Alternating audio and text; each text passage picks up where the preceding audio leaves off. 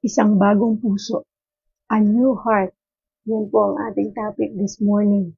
And I hope na samahan po ninyo ako sa ating pong devotion na ito dahil dito po tuturuan tayo ng Diyos kung paano magkakaroon ng bagong puso. Puso na ang Diyos ang may hawak, ang Diyos ang nagturo, at ang Diyos ang laging nasa sentro nito. Samahan po ninyo ako dahil ang ating pong verse sa paghinilayan ay matatagpuan sa Ezekiel 36 verse 26.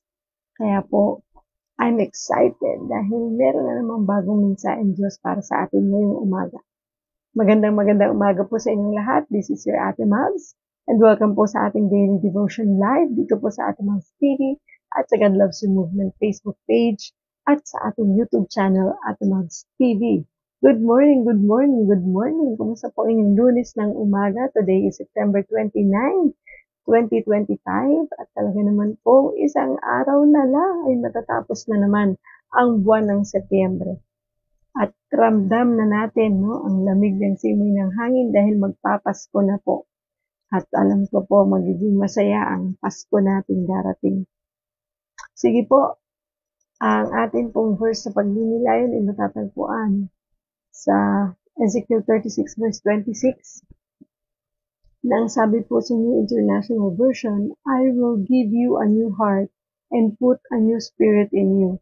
I will remove from you your heart of stone and give you a heart of flesh. Sabi naman po sa Tagalog, sa Ezekiel 36 verse 26, sa Lumang Tipan, at yan po ay nasa page 858 ng ganitong Bible. Kung pareho tayo ng Bible, nasa 858 pong page matatagpuan ng Ezekiel chapter 36 verse 26. Ang sinasabi po sa Magandang Balita Biblia, bibigyan ko kayo ng bagong puso at bagong espiritu. Ang masuwayin ninyong puso ay gagawin kong pusong masunurin. Praise God. Gusto ba natin magkaroon ng pusong masunurin? Galing sa pusong masuwayin. Hallelujah. Napakaganda po ng mensahe ito. Kaya naman manalangin muna po tayo. Panginoong Diyos na makapangyarihan sa lahat, maraming salamat po sa umagang ito na kami ginising mo ng may kalakasan, ng may kasiglahan, at may punong-puno ng pag-asa. Puspusin mo kami, Panginoon, ng iyong pag-ibig. Puspusin mo kami, Panginoon, ng iyong banal na spirito. Nang sa ganun, Lord, ano man ang iyong nais na matutunan namin ngayong araw ay matutunan namin ito ng buong puso, buong kaluluwa at buong pagmamahal. Nawa, Lord, manguna ka at ikaw po ang siyang marinig, ikaw lang maparangalan, maitaas at madakila sa mga sandali ito. Maraming salamat po sa pagkakataong ito, Panginoon. Maraming salamat po sa pag-ibig mo at sa buhay na walang hanggan. Thank you, Lord. We love you, we praise you, and we honor you. And we bring back all the glory and praises in Jesus' name. Amen and amen. Maraming salamat po, Panginoon. So again, ang ating pong verse sa pagninilayan ay matatagpuan sa Ezekiel 36 verse 26 na ang sabi po sa New International Version, I will give you a new heart and put a new spirit in you. I will remove from your heart of stone and give you a heart of flesh. Sabi naman po sa Tagalog, Magandang Balita, Biblia, Ezekiel 36 verse 26, bibigyan ko kayo ng bagong puso at bagong espiritu. Ang masuwayin ninyong puso ay gagawin kong pusong masunurin. Hallelujah. Gusto ko yun, no? Kasi ako isang pusong masuwayin. And thank you, Lord, dahil nabawasan na ang pagiging masuwayin. At talaga po ang Panginoon ay lagi din pinaalalahanan sa maraming bagay para tayo ay tuluyan ng makasunod sa Kanya ng tama at tayo po ay maging maayos ang takbo ng buhay natin. Kumusta po ang araw ng Lunes ninyo? Dito po sa amin, di na po maulan. Pero sa mga lugar na maulan ay naku, mag-ingat-ingat pa rin po tayo ha dahil naku, hindi pa rin po natin alam ang sitwasyon. Pero kasi balita, magkakaroon pa ng ilang bagyo pa bago matapos ang taon ito. Pero sanay na po tayo dyan. No? May bagyong literal at may bagyong nangyayari sa ating buhay.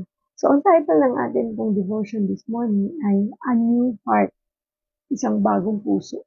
Gusto ba natin magkaroon ng bagong puso?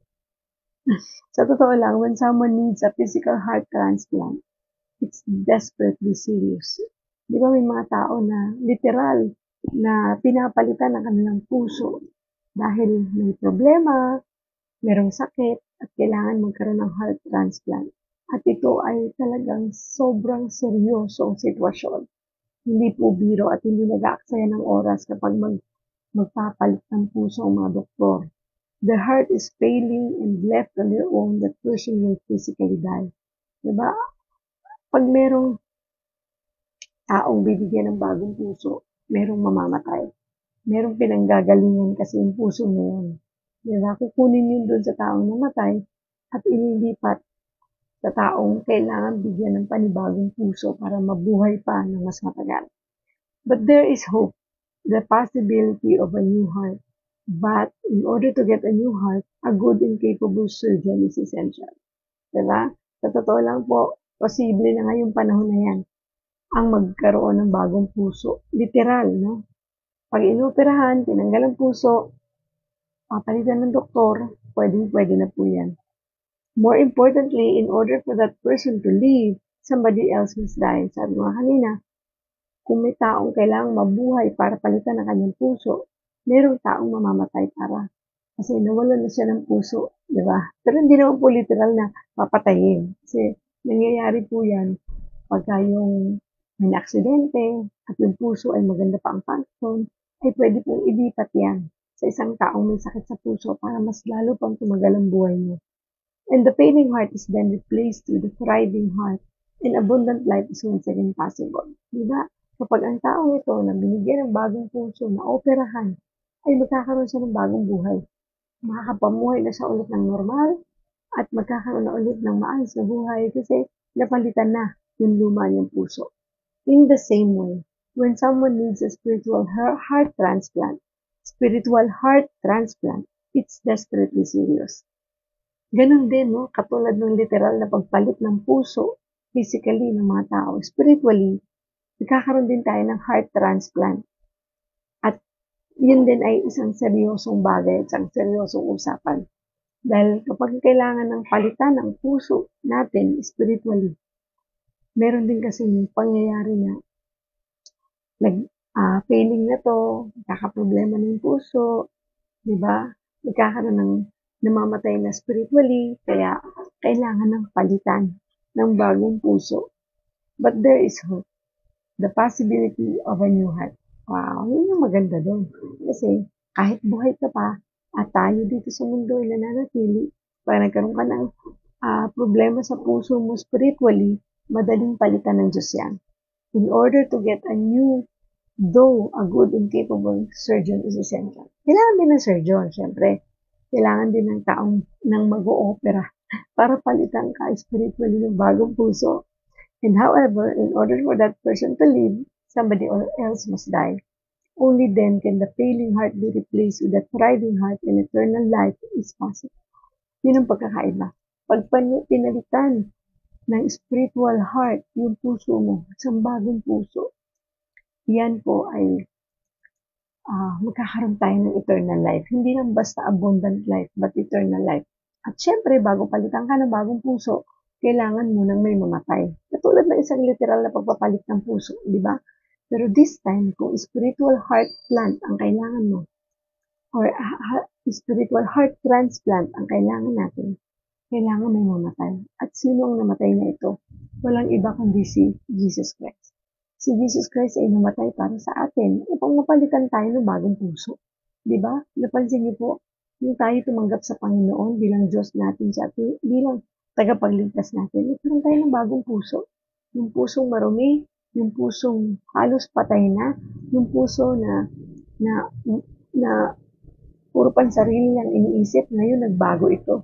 Diba? Para tayong na-transplant ng bagong puso nung tayo nakakilala sa Panginoon. Kasi nag-iba yung perspective natin, nag-iba yung ating pagkatao, diba? Nagbago, nagkaroon ng dating masamang tao, dating matigas ang ulo, ngayon lumambot na, sumunod na sa Panginoon, at binago na yung mga vices, tinanggal na yung mga vices na nakakasira sa ating katawan.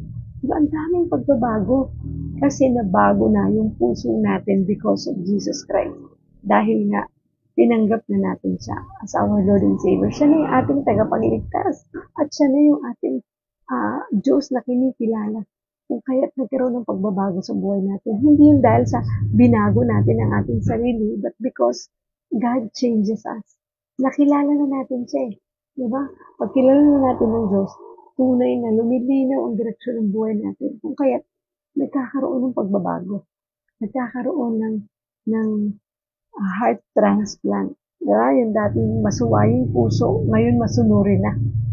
Totoo po ba yun? Masunurin na ba ang mga puso natin dating sa Panginoon? And hindi katulad nung na-transplant lang na heart ng isang tao, no? Ang surgeon doon, tao, doktor talaga. At nagbabago ang buhay nila kasi, di ba, nakapamuhay sila ulit ng normal nung napalitan yung puso nila. Ganon din sa atin, no? Pag tayo ay pinalitan ng puso ng Diyos, yung pusong magagalitin, pusong maintin ang ulo, yung pusong laging galit, no? Pusong punong-puno ng unforgiveness. Pag pinalitan ng Diyos yan ng bagong puso, dahil Jesus is our surgeon spiritually, no? Ay magkakaroon po talaga ng pagbabago. Pati sa ating emosyon, gumagaan, di ba? Nagkakaroon tayo ng kapayapaan, nagkakaroon tayo ng kasiglahan, nagkakaroon tayo ng pag-asa sa buhay natin. At kaya nga sinabi sa Ezekiel 36 verse 26, sa ating pinagbinilayang verse na yun, and I will give you a new heart, and I will put a new spirit in you. I will take out your stubborn heart and give you a tender, responsive heart. Ang ganda niyan sa Tagalog. Ang sabi sa Tagalog, bibigyan ko kayo ng bagong puso at bagong espiritu. Ang masuwayang yung puso ay gagawin kong masunurin. Diba? Grabe na. Dito nga sinabi pa, tender and responsive heart. Ang sarap ng may bagong puso na sa piling ng Diyos. Alam mo na isa ka ng bagong tao ngayon at isa ng bagong nilalang because of Jesus Christ. At yung spirit mo, bago rin. Diba?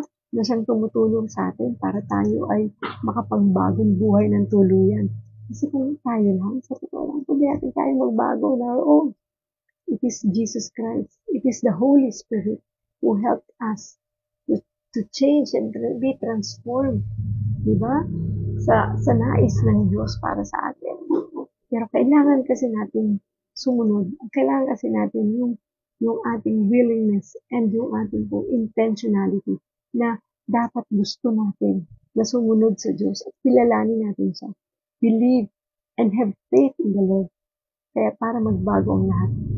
So, God is our good surgeon.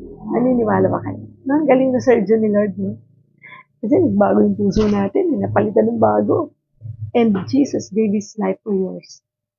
He takes your insufficient efforts and replaces them with something better. Diba po? Isang bago nilalang na tayo. Kaya yung lumang tayo, wala na yun. Ang sarap mamuhay ng nasa Panginoon. Kasi ibang-iba na talaga. Sobrang ibang-iba. Nagbabago ang lahat. Pananaw mo sa buhay, yung dating mainitin na ulo, hindi na ganun.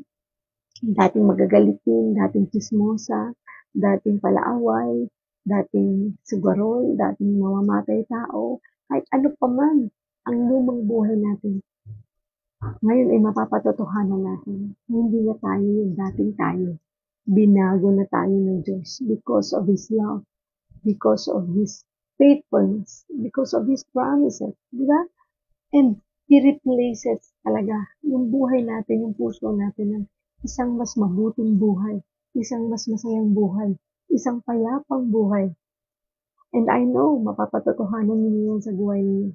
Kaya nga ang daming sharing, no? Kapag minsan, alam niyo, pag meron kaming devotion o yung fellowship namin with other believers, alam niyo, praise report pa lang, halos maubos na yung oras. Yung hindi magkaubos ng pasasalamat sa Diyos, dahil doon mo makikita na talagang may pagbabago na sa buhay mo. Kasi ang dami mo nang pinagpapasalamat eh. Dati, kapag tungkol sa Diyos sa pinag-uusapan, puro ka reklamo, puro ka sama ng loob, puro ka hinanakit. Kasi ba't ganun? Ba't naman ganun si Lord? Ba't naman ganun? Pero ngayon, nakilala mo na si Lord at meron ka ng personal na relasyon sa Kanya. Ano kaya nagbabago ang lahat, di ba? Nagbabago yung buhay mo na para bang kaliit-liitang bagay, nagiging pagpapasalamat sa iyo. Dati, maliit na bagay, hindi ka grateful dun. Di ba? Kailangan malaking blessing para maging grateful ka. Ngayon, ang babaw na natin. Di ba? Yung kakontentuhan, nandun na palagi kapag nasa atin ang Panginoon. Yun yung mga binago sa puso natin. Yung dati, ang sobrang taas ka kung mangarap. Nagagawin mo ang lahat para lang matupad ito. Kahit na hindi ka lugod-lugod sa Diyos ang paraan. Gagawin mo. Pero ngayon, hindi na ganun eh. You put yourself na parang si Lord na yung sentro nito. Na thy will be done na, Lord. Kung anong gusto mo siyang mangyari. Ganun na tayo mag-isip ngayon, no? Kaya ang sarap ng nasa Panginoon, ang saya nang alam mo ang Panginoon ang kasama mo sa lahat ng oras at sandali ng buhay mo. But to receive His abundant light, you must humbly ask for His help. Siyempre, kailangan natin humingi ng tulong sa Diyos. We need to seek God. Diba? Hanapin natin ang Panginoon. Sa totoo lang, ang Diyos, hinanap tayo eh. Pinili tayo kung bakit natin siya nakilala. Hindi tayo tinigilan ng Diyos. Napansin nyo? Ilang taon na yung iba, matagal bago nila tinanggap si Jesus Christ as their Lord and Savior. Meron namang iba, bata pa, kilala na nila si Jesus Christ. Yung iba nga, may mga naririnig pa ako na sana noon pa, nalaman ko na tungkol sa Diyos. Noon pa, sana nakapaglingkod na ako habang bata pa ako. Kasi yung iba talaga, minsan nalalaman nila, 40 years old na sila, minsan naman 50s, minsan 60s, kailan yung talagang matanda na sila, sa kanila nakikilala si Lord. Pero yung iba talagang bata pa, youth pa lang, youth pastor na, yung iba naman youth pa lang, naglilingkod na. So iba-iba po yan. Pero sa totoo lang, bata pa lang tayo. Tinatawag na tayo ng Diyos. Ako mo, naalala ko ng bata ako. Although ako'y lumaking sa isang relihiyon na talagang sagrado kandado. Kasi kinalakihan ko sa nanay ko. Bagamat doon po ako lumaki sa ganung relihiyon, ay naramdaman ko na ang presensya ng Diyos noon pa man. Lagi niya akong kinakausap. Kasi lagi ako naging pag-uusap sa Diyos eh. Lagi ako nagdadasal. Kasi lagi akong sinasabihan ng nanay ko na napakahalaga ng pagdadasal. Kailangan magdasal. Kaya lang yung dasal na alam nila, na itinuro din nila sa akin, na kinalakihan ko, ay yung kabisadong pananalangin. So, kahit mananalangin ako ng kabisadong yun, pero at the end of the day, bago ako matulog, talagang I find time na makipag-usap sa Diyos. Talagang pumipikit lang ako, tapos wala akong kausap. Siya lang talaga. Hindi ko alam, basta alam ko nagdadasal ako ng ganun. Hindi ako yung nakatingin o nakaharap sa kung saan. Basta bago ko ipikit ang mata ko sa gabi bago matulog. Nagdadasal talaga ako. At doon ko nararamdaman ang presensya ng Diyos. Sabi ko, iba yung pakiramdam ko. Kaya lang, alam ko tinatawag na ako ng Diyos bata pa ako. Kaya lang, mayroon akong mga magulang na syempre kailangan ko sundin kung anong pinapagawa nila. Doon lang ako. Hindi ako humihiwalay kasi bata pa ako eh. So, ngayon ko lang nare-realize na bata pa lang tayo, tinatawag na tayo ng Diyos. Kinakausap niya na tayo. Gusto niya tayong makakilala sa Kanya. Kaya naman dumating yung time na dalaga na ako, college na ako, may mga taong ginagamit ang Diyos na para ilapit ako sa Kanya.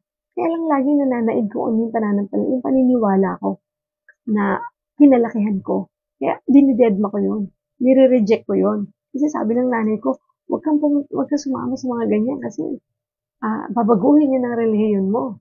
At nagagalit talaga sila. Masunurin po akong anak eh. Di ba? Kaya kung ano yung sinasabi ng nanay ko, sunod ako sa kanya. Binabaliwala ko lahat yun. Ang dami na talagang nagyayakag sa akin. Mag-Sunday school, magsumali sa youth. Sabi ng nanay ko, hindi daw tama yan. So, hindi po.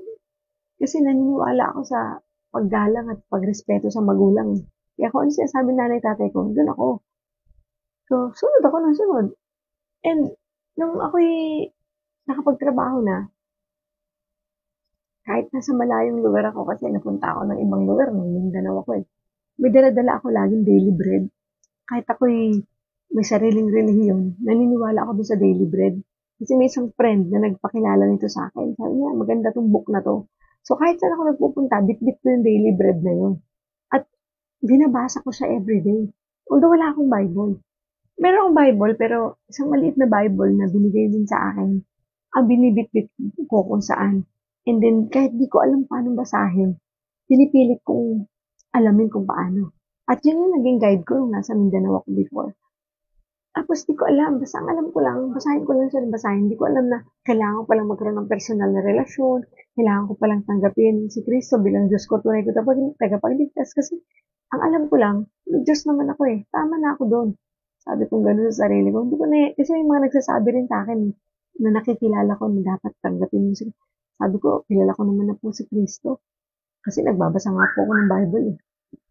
So, to make the long story short, pagdating ko nung bumalik na ako sa Manila from Mindanao, nagkatrabaho po ako sa isang kumpanyang multinational company na talagang doon ko nakilala yung naging boyfriend ko na naging asawa ko. Siya yung nagpakilala sa akin kay Kristo. Dinala niya ako sa isang church, kinidnap together with my sister-in-law. Dinala nila ako doon na nung dinala nila ako doon sa church na yon, sabi ko, anong klaseng church to? Walang kasi syempre, walang mga santo, walang, ano ba to, ang lamig-lamig. Tapos, ang ganda-ganda, parang opisina. Sabi ko, parang di naman to church. So, pagpasok namin doon, mag-i-start na siya, nagkantahan, kanta pa lang, mga worship songs pa lang, parang nang kinakausap yung puso ko. At naiiyak na ako, kumakanta pa lang. And then, nung nagsalita ng pastor, yung tao doon sa harapan, parang niya akong kinakausap, parang sinasabi niya, ikaw. At ganito, yung mga sinasabi niya, and I still remember John 3:16 yung kanyang sinabing verse. No, so familiar ako sa John 3:16, pero yung pagkaka-explain niya about John 3:16 during that time, ay talagang hindi ko makalimutan. Sabi ko, ganun pala yun. Sabi ko, meron palang Kristo na namatay sa krus at nabuhay na mag-uli para sa akin, para matubos ako sa aking kasalanan. Tapos habang nagsasalita siya, parang kinakausap niya ako. Tapos talagang on that day, tumanggap ako sa Panginoon. Nagsisi ako sa aking mga kasalanan. Umiyak talaga ako. Iyak ako ng iyak. Hagulgol talaga. Na para bang nakakita ako ng kakampi. Na para bang gusto kong sabihin ng lahat ng gusto kong sabihin. Ibuhos ang lahat ng sama ng loob ko during that time. Na parang after that, para ako nabunutan ng napakaraming tinik. Nasabi ko, Lord, ano to? Ito na ba yun? Yung matagal mo sinasabi sa akin. So imagine niyo po, yun ay mga panahong 24 years old na ako. Ang tagal, di ba? Bago ko talaga binigyan ng pansin ng Panginoon. And I thank God for my husband ngayon na naging daan para makilala ko ang Diyos. So sabi ko, Lord, thank you. Kasi ito pala yung sinasabi nila noon pa sa akin. Na para magkaroon ako ng kapayapaan sa puso ko, tanggapin ko si Kristo bilang Diyos ko, tunay kong tagapagligtas. Doon ko talaga naunawaan lahat yun. Doon ko rin nakita na gumaan yung pakiramdam ko, na gumaan yung pakikitungo ko sa kapwa, parang bumait ako.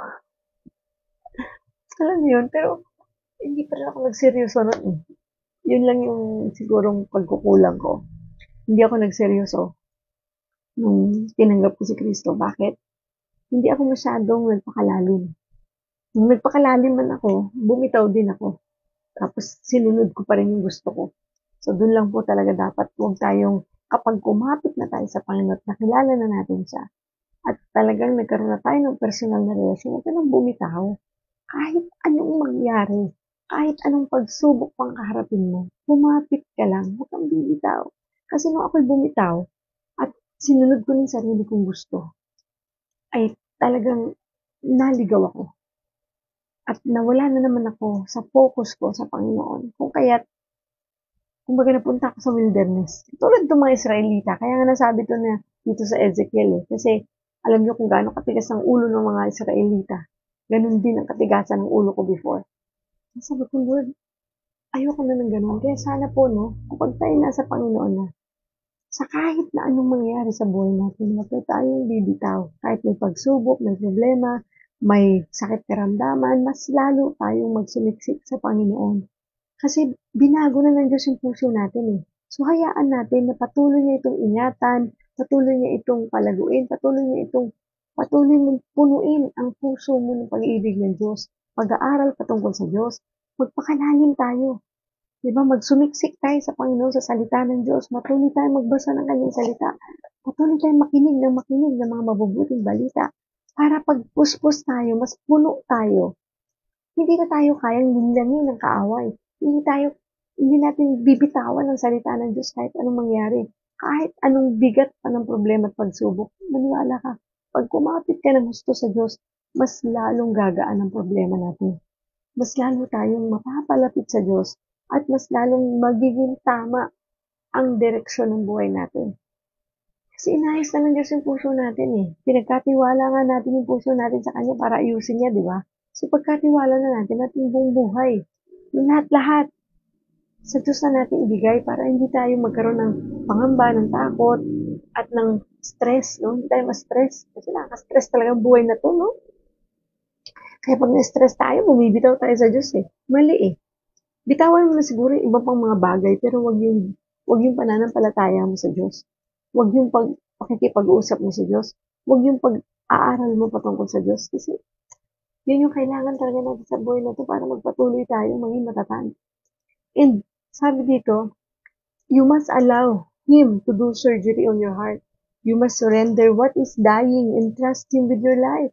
Kahit dying na yung puso mo, dying na yung spiritual mo, na parang feeling mo, wala nang pag-asa, feeling mo, ang bigat-bigat na ng buhay, mas lalong huwag kang bibitaw sa Diyos, mas lalong ipagkatiwala mo to at isurrender sa Kanya, at opera mo sa Diyos. Di ba? Lord, paki-opera nga itong pusong to kasi parang bumibitaw na. Lord, parang pumapalya na. Spiritually, I'm talking about spiritual. Kasi syempre, pag spiritual, ang surgeon mo si Lord. Pero pag physical, binigyan ng Diyos ng talinong mga surgeon, mga doktor para gawin ang tamang pag-oopera sa'yo. Pero kapag spiritual ang pinag-uusapan, hayaan mo si Lord ang mag-opera ng puso mo para maging maganda, maayos, at naaayon sa kalooban ng Diyos ang mangyari sa ating mga puso. Di ba? Pero magkaroon tayo ng heart transplant na si Lord ang may hawak at nagmamayari. So maybe the thing that needs to die is habit that's impacting your life. Sa totoo lang, ang buhay natin, pag magkakaproblema, pag nagkakaroon ng stress, pag nagkakaroon ng mga kung anong pa mong pinagdadaanan sa buhay, huwag kang bumitaw sa Diyos. Ang bitawan mo yung mga habit na siyang nagbibigay ng impact sa buhay mo para magulo ito. So, maybe ano yung mga habits na yon na dapat natin bitawan? Unhealthy relationship. Diba? Yung mga relationship na hindi ka lugod-lugod sa Diyos, bitawan mo yan. Lalo na yung mga kalalakihan dyan, no? Na may third party, may mga ibang babae sa buhay nila, mga relationship na hindi tama, yung mga relationship na hindi lamang po yun sa pambababae, no? Relationship kahit mag-boyfriend pa lang, pag unhealthy ang relationship, ay bitawan mo na yan. Di ba? Kapag yung boyfriend mo, pinipilit ka na isuko ang iyong pagkababae sa kanya, naku, bitawan mo yan. That's an unhealthy relationship. Hindi mo dapat na ibigay ang iyong pagkababae sa isang tao na hindi pa naman mo asawa. Yun yung bagay na dapat natin tatandaan. Or maybe unhealthy, yung mga guilt, regret over your past, yung mga guilt feelings na meron ka sa puso mo nang dahil sa nakaraan, yung mga bagay na nangyari na, patuloy mo pa rin iniisip sa present. Pag past is past. Pag tapos na. Huwag mong hayaan na diktahan ka ng nakaraan sa kinabukasan mo at sa present mo. Pag tapos na, huwag mo nang hayaan na banggitin mo pa yon at maka-apekto pa yun sa buhay mo. Bitawan mo na yung nakaraan para makapag-move on ka sa iyong present. Diba? Kasi sa iyong future. Kasi pag itong present, ito yung intindihin mo yung ano yung meron ka ngayon. Yung kinabukasan mo, hayaan mo kay Lord yan. At yung past mo, hayaan mo na rin kay Lord yun, bitawan mo na yun. Huwag mo nang laging alalahanin. Huwag mo nang laging i-remind ang self mo na, kita mo nung dati, nung araw, ganyan ka. Ganon din sa ibang tao, di ba? Sa asawa mo, panay ang mention mo ng nakaraan. Nagiging historian tayo. Pag tapos na. Huwag na nating alalahanin pang nakaraan. Hindi natin sinasabi na ang lahat ng nakaraan ay pangit, meron din namang magaganda, pero mabuti na lang kung yung magaganda lang ang maalala mo. Paano kung pati yung mga hindi magaganda, inaalala mo? Kaya naman bumibigat ng bumibigat ang pakiramdam natin. Kung kaya't di tayo makamove on sa ating kinabukasan. Diba? Kasi tingin ka ng tingin sa nakaraan eh. Tama na. Tapos na yun. Okay? Para makamove on tayo sa future natin. Smile ka dyan at kalimutan mo na yun. So, whatever, sabi pa dito, ano pa, maybe ang kailangan mong isurrender or bitawang habit ay yung attitude. Attitude of what? Attitude of pride or insecurity. Yan, bitawan na natin yan. Yung mga ganyang pag-uugali na sobrang yabang, sobrang galing, na feeling mo ikaw lang ang magaling. Lahat ng tao hindi magaling, ikaw lang. Diba? Yung babang feeling mo, hindi mo kayang mag-sorry. Kasi ba't ako magsusorry? Diba? Pride yan. Hindi mo kayang bumaba ang level. Kasi anak ko lang yan. Hindi pwedeng ako ang mag-sorry. Anak ko lang yan. Diba? Asawa ko lang yan. Dapat hindi ganun. Siya ang may kasalanan. Wala tayong magagawa. Kailangan mo magpakumbaba. Batiin mo pa rin siya. Diba? Sabi nga ni Lord, love your enemy. Grabe si Lord kung magturo patungkol sa humility. Because ang kabaligtaran ng pride ay humility. Kapag hindi ka marunong magpakumbaba sa maraming bagay, marami yan, sa totoo lang, pag pag-uusapan natin ang humility, pagpapakumbaba, napakarami yan. Akala ng iba, hindi pride yung ginagawa nila. Yung pala pride na yon. Kasi, akala nila ang pride, yun lang maging mayabang, mapagmalaki, pero meron pa pong ibang mga bagay na nagagawa natin because of pride. Diba? Mga bagay na hindi mo kayang ibaba para sa kapwa mo, para sa ibang tao, lalo tigit sa mga mahal mo sa buhay. So, insecurity. Isuko mo na yan. Bitawan mo na yung mga insecurities mo in life. Di ba? Masyadong tayong insecure minsan. Kaya nga yung pananamit, naku po, bago lumabas ng bahay, hindi maintindihan kung ilang damit ang naisukat. Ganyan lalo ang mga kababaihan. Di ba? Ilang damit ang naisukat bago lumabas ng bahay.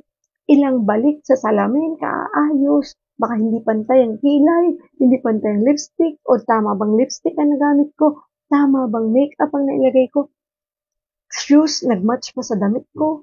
Kasi bakit? Lagi tayo insecure. Lagi tayo nag-iisip sa sasabihin ng ibang tao. So, tingin, iyon yung dapat na mga habits na bitawan natin. Huwag natin bitawan si Lord. Diba? Ang bitawan natin, yung mga maling habits na meron tayo. Lagi tayo nakatingin sa sasabihin ng ibang tao. Kung kaya naman di tayo makapamuhay ng maayos. Di ba? Parang lahat na lang galaw natin, tinitingnan natin kung anong sasabihin nila, kung anong papansin nila sa atin. Sa totoo lang, wala naman silang sinasabi. Ikaw lang ang nag-iisip na may sinasabi sila. Pero sa totoo lang, wala naman. Ikaw lang din ang nag-aalala. Ikaw lang din ang isip ng isip. Ano kaya sasabihin nila? Ano na naman kaya sinabi nila sa suot ko? Ano naman kaya sinabi nila sa sinabi ko? Kaya yung iba, maging yung opinion, hindi masabi. Mayroon silang gustong sabihin, hindi masabi kasi baka sabihin nila mali ako, baka sabihin nila ang yabang ko, baka, diba?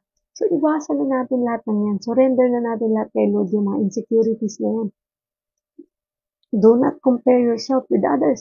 Yung ang hilig natin ikumpara yung ibang tao sa sarili natin. Kung kaya di tayo mag-improve, hindi tayo makagrow. Di ba? Parang feeling kasi natin, kailangan okay na okay ako palagi. Bakit siya? Hindi pwede yan. Dapat ganito rin ako. Di ba? Nadidiktahan tayo because of our insecurities. So please, ang lagi mong titingnan, yung sinasabi ni Lord sa'yo. Yan, yun ang lagi mong bantayan. Lord, ito bang ginagawa ko ay glorifying to you? Ito bang sinasabi ko or sasabihin ko ay glorifying to you? Ito bang kilos ko, isuot ko ay nakaka-glorify sa'yo, Lord? Ito ba ay magiging pleasing sa mga mata mo? Yun ang pansinin mo. Kasi kapag ka nandun ka sa ganung punto, ay lahat ng tao magiging okay sa'yo. Kasi okay ka kay Lord. Pag in-approve ni Lord yan, approve yan sa lahat ng tao. Kailangan si Lord muna.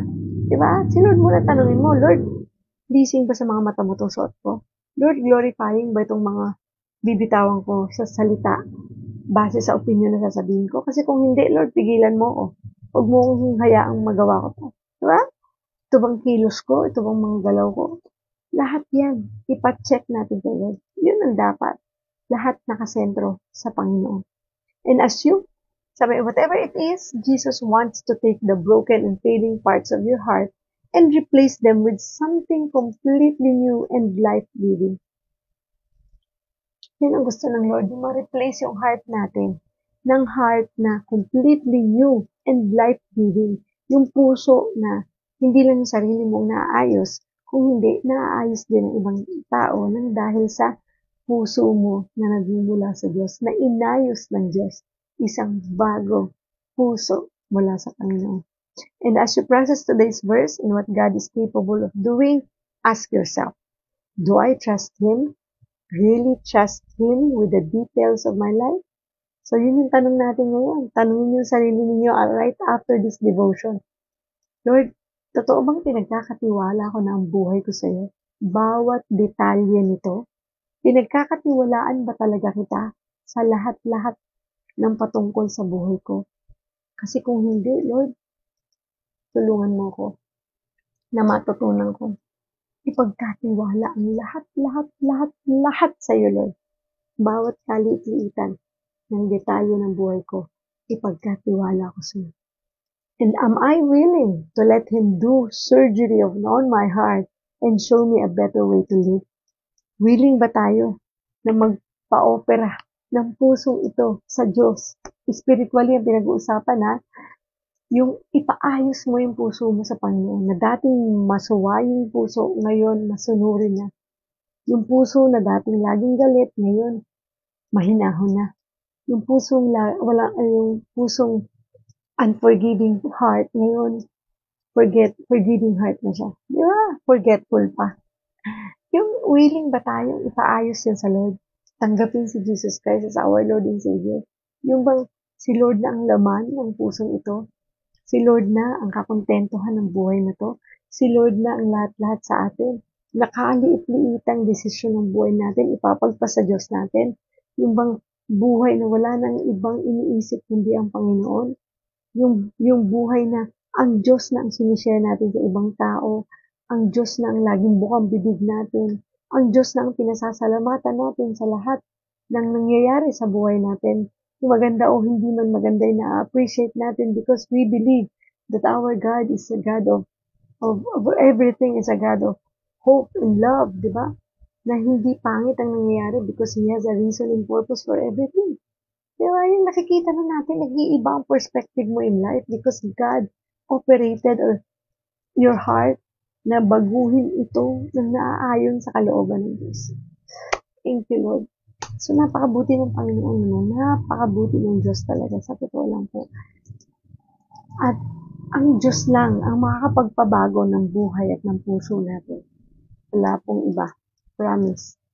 Hindi ang pag-ibig mo sa tao, hindi dahil inspired ka, hindi dahil motivated ka, but because you have a God who is more than enough.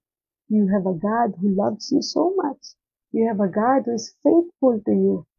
You have a God who is a promise keeper and a miracle worker. Let us pray. Father God, maraming salamat for taking back my life. Thank you, Lord. Kasi dahil sa iyo, Panginoon, nagkaroon ako ng bagong buhay, bagong puso. Dahil sa iyo, Panginoon, nagkaroon kami ng bagong pag-asa.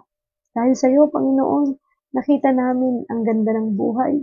Nakita namin na ang buhay na ito'y walang silbi kung wala ka sa buhay namin, Panginoon. Salamat, Panginoon, for giving us the opportunity to know you more, to be our God. Thank you, Lord. Thank you, Jesus, talaga. And Lord, take my burdens and remove my fear. Ikaw lang makakapagtanggal nito, Panginoon, sa mga taong natatakot, sa mga taong may binibitbit na kabigatan sa buhay. Alam ko, Panginoon, walang iba na makapagpapagaan nito, kundi ikaw lang, Panginoon. And please replace all our insecurities and anxieties with your peace. Make our soul responsive to your voice. And teach us, Lord, to trust in your faithfulness. Si Lord, sa totoo lang, apart from you, we can do nothing. Hindi matapos, hindi maubos ang mga pagsubok, problemang kinakaharap namin, Panginoon. Iba-iba man ang intensity nito, Lord, but you keep on helping us. And thank you for your presence, Lord. Thank you kasi nandiyan ka palagi to remind us, to help us, to guide us, to be with us. Thank you, Lord. Salamat, salamat, salamat. And please, Lord, restore our joy and give us strength for today and hope for tomorrow. Help us, Lord, always. Nakalimutan na ang mga nakaraan. Nang sa ganun, makapag-move on na kami, Lord. Na makita namin, Lord, na Ikaw ang aming present at Ikaw ang aming future. Ikaw ang may hawak ng buhay namin, Lord, kaya wala kaming dapat ipangamba. Wala na kaming dapat bitbitin from the past because Ikaw ang present and future namin, Lord. At ang nais mo, Panginoon, ay makakilos kami ng naayon sa kalooban mo. At marami ka pang magandang plano para sa aming lahat, Lord, na kung lagi kaming mananatiling nakatingin sa aming nakaraan, ay hindi namin mararamdaman at makikita ang maganda mong mga plano para sa amin sa hinaharap. Lord, help us na matuto, Lord Jesus, na tumingin lamang sa iyo ng diretso, focus, nang wala na kaming iniintindi from the past. Thank you for always reminding us, Lord, na ikaw lang talaga ang buhay at katotohanan namin. Give us the heart that longs to obey your promptings, Lord. Yung puso na walang ibang iniisip kundi ikaw. Puso na walang ibang laman kundi ikaw, Panginoon. Puso na handang sumunod sa kahit na anong ipinag-uutos mo. Puso na handang magpatawad. Puso na handang magmahal kahit kaaway pa man namin ang mga ito, ang mga taong ito, Panginoon. Puso na handang umunawa, puso na handang magpasensya, puso na laging na punong-puno ng kagalakan mula sa iyo, Panginoon. Maraming salamat. Lord, thank you. Inopera mo ang mga puso namin para maging maayos to, Lord, na maging ikaw ang sentro palagi. Salamat, Panginoon, dahil ikaw rin ang Diyos na nagpapagaling sa amin physically, emotionally, and mentally. Spiritually. Thank you, Jesus, for your loving kindness. Thank you for your goodness. Thank you for your faithfulness, Lord. I-bless mo, Panginoon, lahat ng mga taong nanonood ngayon. Tulad ko, tulad ng maraming tao, operahin mo rin, Lord, ang mga puso nila na maging ikaw lang ang sentro nito, na ikaw lang, Lord, ang maging bukang bibig nila. At Panginoon, sa mga taong hindi pa isinusuko ang kanilang mga buhay sa iyo, mga taong hindi pa humihingi ng kapatawaran sa kanilang mga kasalanan, nawa o Diyos, bigyan na nila ng pagkakataon ng kanilang mga sarili na ihingi na ito ng tawad, talikuran na ito, at pagsisihan ng mga kasalanan ito at tuluyan ng sumunod sa iyo, Panginoon. Sapagkat, Panginoon, ang buhay namin ito ay walang silbi kung wala ka sa buhay namin. Salamat po, Lord. Ano man ang kanilang mga kahilingan, ano man ang kanilang mga daing, Lord God, alam ko na naririnig mo ito at alam mo ang kanilang mga sitwasyon, Father God. Samahan mo po sila, Panginoon, tulungan mo po sila, bigyan mo po sila ng kapayapaan nagmumula sa iyo, pakaingatan mo sila, Panginoon. We love you, Lord Jesus. We praise you, Lord God. We honor you, Lord. And bless mo po, Panginoon, ang ating mga TV family, ang God Loves You Movement Ministry, ang God First Christian Ministry International, maging ang GLU o ang Global Life University, at ang lahat ng mga tao na tunay na tumatawag sa iyo, Panginoon, at nangangailangan ng iyong presensya. Abutin mo sila, Panginoon, lalo na sa mga may karamdaman na patuloy na umaasa ng kagalingan mula sa iyo, Panginoon. Tinataas ko rin sa iyo si Mama Helen, Father God. Patuloy mo siyang pagalingin, bigyan ng kalakasan, at alam ko, Panginoon, ikaw ay isang miracle working God at pagagalingin mo siya, Panginoon, sapagkat walang imposible sa iyo. Maraming salamat po, Panginoon. Continue to be with us, Father God. Ingatan mo po ang mga taong nasalanta ng bagyo. Patuloy mo silang kausapin, i-comfort mo sila, Panginoon, bigyan mo sila ng kalakasan, at makita nawa nila, Panginoon, ang tunay na mensahe ng lahat ng mga pangyayaring ito sa kanilang mga buhay. Thank you for everything, Lord. I-bless mo rin, Lord, ang buong Pilipinas, ang bansang Pilipinas, Lord, at ang lahat ng mga namumuno dito, at ang mga kinakasangkutan nila, anuman ang problemang ito, Lord, ikaw ang tunay na mag-aayos nito, Panginoon. Maraming salamat po, Lord, for your love, for your mercy, for your goodness, for your presence. Thank you for your loving kindness, and thank you, Lord, for your grace. In Jesus' name, amen and amen. Maraming salamat po muli sa inyong lahat, and I hope na magkita-kita po muli tayo bukas sa isa na naman pong napakagandang mensahe ng Diyos sa pagninilaya natin bukas at nawa ay huwag kayong bibitiw kahit anong mangyari sa pananampalataya sa Diyos. Basahin niyo po ang buong chapter 36 ng Ezekiel para meron na kayong isang chapter na babasahin ngayong umaga. And maraming salamat po sa lahat ng nanood ngayon sa atin. Thank you po Ate Jenny, Ate Marilyn Bautista, Kuya Alan, Ate Marilyn Reteran Morados, and Ate Eji. Maraming salamat po sa panonood. Sa mga nanood din po sa God Loves You Movement Facebook page, maraming salamat din po sa inyo. And don't forget to follow our Facebook page, Ate Mabs TV, God Loves You Movement. And of course, pasubscribe naman po ng ating YouTube channel. And please like and share this video para po marami ang maabot na mga tao na nais din mapakinig ng salita ng Diyos. Maraming salamat po sa inyong lahat and hope to see you all again tomorrow. Bye-bye! God bless everyone! And always remember, God loves you. Bye!